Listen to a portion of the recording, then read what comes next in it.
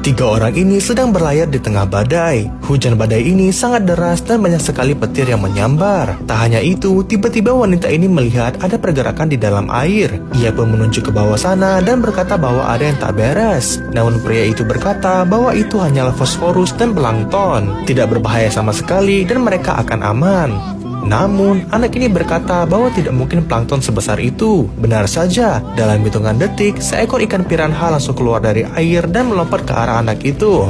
Tak hanya satu, ternyata ada ikan lain yang melompat pula namun berhasil ditahan oleh sang paman.